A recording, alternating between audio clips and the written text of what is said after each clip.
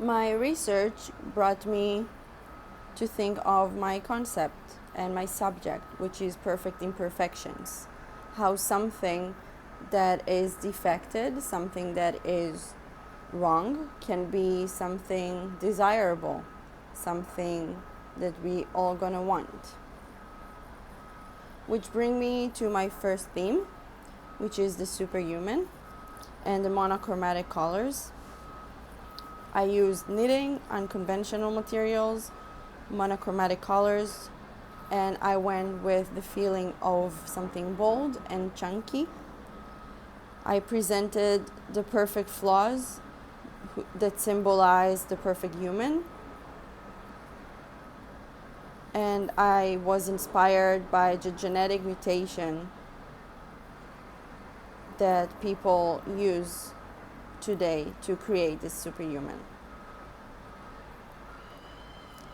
I've created this inspiration that combines the DNA shape, the natural fabric, and the superhuman of the future. And this is some of the inspiration pictures that I've used and a few first sketches along the materials, which I would like to elaborate and explain more. My specialization and the thing that I chose to focus on was knitting, and I wanted to use a material who is not conventional, something that has not been knitted before. So I've chose tulle, and what I've done, I've started to explore and research and to see to how different dimensions can this take me. And I would like to show here a few pieces of it, just so you can grasp the feeling of it.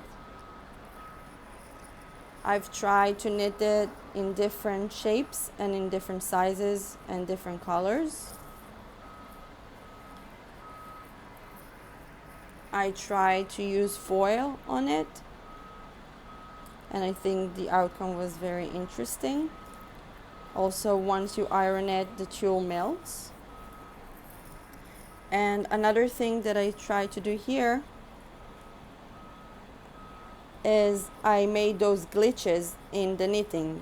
I've added or I missed a few stitches, which gave me those gaps right here and right here, which I filled in with the plastic bags in weaving.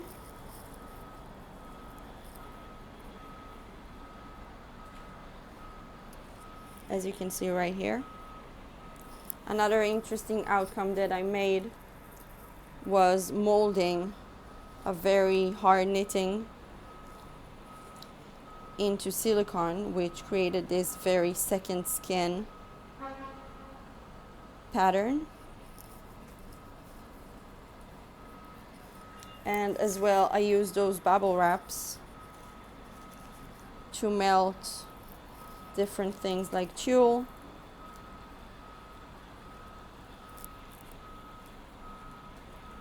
and wool into it.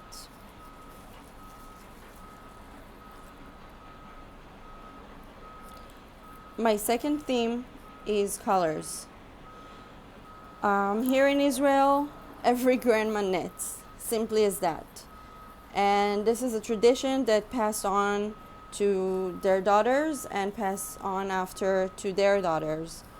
And I think it creates this ethnic environment and this tradition, I would say, that gives this very special taste to Israel and to where I come from.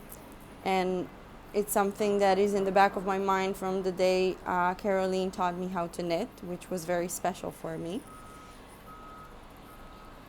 So, as you can see here, this is my grandma. I took a picture outside of the door because she was still in lockdown. But basically here in Israel, the awareness of plastic and recycle is not as strong as in Amsterdam, which is something that really bothered me when I came back here.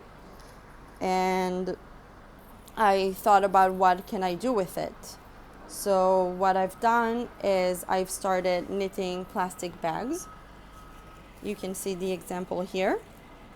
I use different types, different colors, different shapes. I also try to melt those plastic bags and then knitting it. Another very interesting outcome is those glitches that I've talked about before. How you can add or deduct a few stitches and what is the outcome that you're gonna get. And the thing that is interesting for me the most is what happens when you mutate it, the DNA of plastic, which can bring you to very special new forms of it. And something that is very flat can suddenly become something very three-dimensional, and you can actually shape it to whatever shape you want. So this is part of my process and how I've created it. And this is some illustration of my prototype and my draping.